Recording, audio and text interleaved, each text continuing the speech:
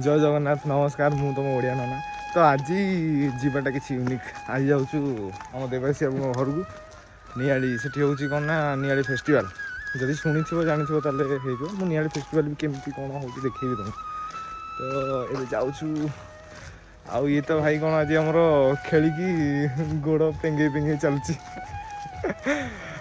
आउ मो कथा कौन भाई तो नना थिला नना अच्छी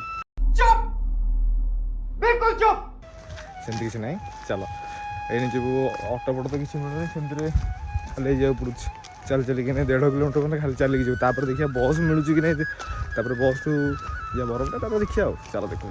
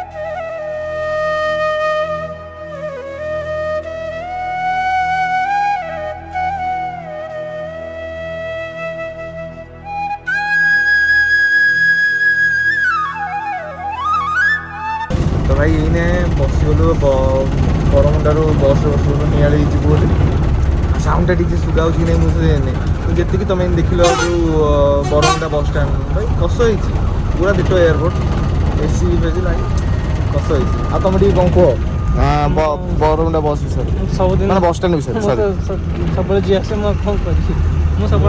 मोर तो जावास ना मुझे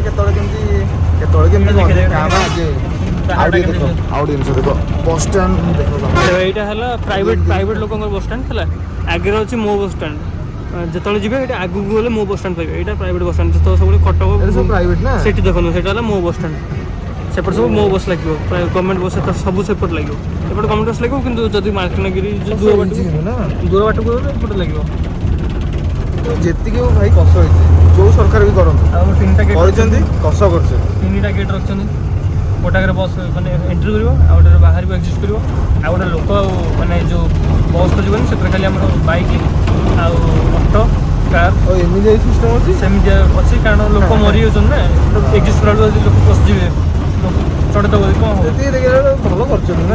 मो बस स्टाण देख देख मो बस स्टाण आगे लगे ये बस स्टाण ये प्राइवेट बस ही रही किसी रही ये सब मो बस रही बहीचु देख बस अवश्य पुराणा मुझे जानी पुराना बस कि हेले भी तादे जीवार मजा किसी अलग जीव देख आउ मुझे जाए नियाली पहुँचे तुमको देखिए सीटी कौन अच्छी नियाली गाँटा बुलिया तुम छेना नियाली छेना तो खाया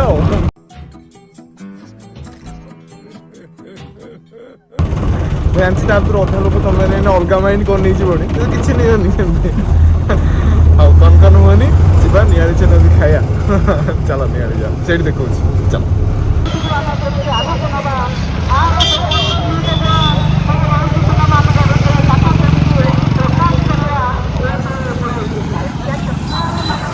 हाँ देखु फाइनाली पहुँचू नियाली पहुँची घर को जाइए देखू तुम मैंने केते किलोमीटर जा पड़ो 800 मीटर जाए देखिए कौन हो चलो तुम घर देखो ये लोक अनुज कह किसी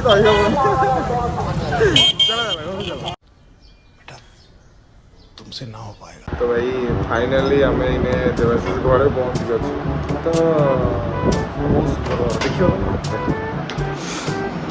घरटा देख कौन करें आम तो गरीब लोक एमती घर मिलूँ सेमती देख निजे घर निजे कर कहीं गला चाहूना धनी देखिए मैं देख जानी कि खोलुना जम खाई फोल्डिंग ଏସି ଦେଖୁଛ ତ ଆମର ହେଲେ କେତେ ଚିତ୍ର ଏସିରେ ଚିତ୍ର ବି ହେଇଛି। ଯେତିକି ହେଲା ତାଙ୍କର ସବୁଠୁ ବେଷ୍ଟ ଲାଗିଲା ତାଙ୍କ ଗାଁ ଭିତରେ ୟାଙ୍କର ଘରଟା ହିଁ ବେଷ୍ଟ ଲାଗିଲା। ଆମର ଗୋଟେ ଏବେ ଘର ତିଆରି ହେଉଛି, ମୁଁ ତ ୟାଙ୍କର କେତେଟା ଘରର ଫଟୋ ସବୁ ନେଇଯାଇଛି, ସେମିତି କଲର ମୁଁ ସିଏ ଭାବିକି ନେଇଯାଇଛି। ଆଉ ରବି ମୁଁ କଣ କରିପାରିଲା ଗୋଟେ କଥା ଜାଣିଛ,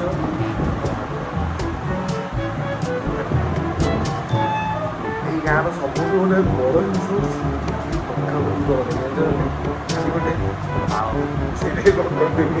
ଆଉ ତମାନେ ବାଳକୁ ହେଲେ ଚୁଟିର ବାଳକୁ ବାଳ କହିଲେ सचूतिया बात कुछ हो नहीं सकती। ଗୋଟେ ଖାଲି ଭାଷା ତ ଦୂରର କଥା, ଛୋଟ ବାଳ ସହ ୱାର୍ଡ ବି ଏଠି କୁହନ୍ତିନି। ଆଉ ମତେ ଦେଖ ଆଉ ଆମ ପରିବେଶକୁ ଦେଖ, ମୁଁ ଆସିକି ଏଇଠି ଅଛି। ରେଗୁଲେସନ୍ ସକାଳ 5ଟାରୁ ଗାଧେଇବ, ସକାଳ 5ଟା ନାହିଁ ହେଲେ ବି ରେଗୁଲେସନ୍ ଅଛି ନା। ଆଉ ବି ବହୁତ କିଛି ଅଛି, ଭାଇ ତ ଅଛି ଆଉ ଦେଖିବା ଆଉ ନା ସବୁଠି ଆଡ଼ଜଷ୍ଟ କରିଦେବ ରହିବା। ବେଡ୍ ଫେଡ୍ ସଜାଇଲାଣି ଦେଖ, ଆଜି ହବ ଆମର ରାତି। प्यारी समझ गई। ଲୋକ କ'ଣ ନେଇ କ'ଣ ଦେଇଥିବେ କିନ୍ତୁ କିଛି ନାହିଁ, ଛାଡ଼। ଦେଖନ୍ତୁ ଅମ୍ବାନୀ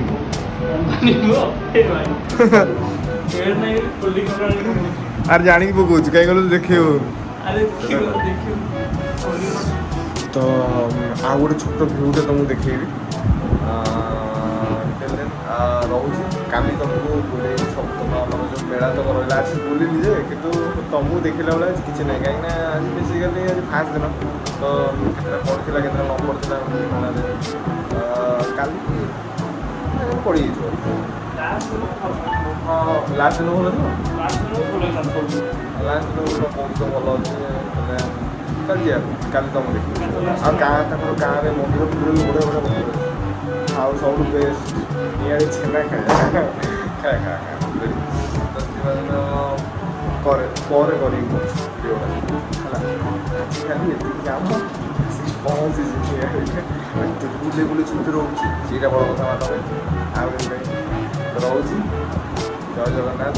ଲାଇକ୍ ସେୟାର ଜଲ୍ଦି କରିବ, ଆଉ କମେଣ୍ଟରେ ମୋତେ କହିବ ଯେ ଆଉ କ'ଣ ଭଲ ଭିଡ଼ିଓ କଲେ ଭଲ ଲାଗିବ, ହଁ ସେଇଟା ଜଣେଇବ। କମେଣ୍ଟ ତମରି ପାଇଁ ଅଛି। ଜୟ ଜଗନ୍ନାଥ।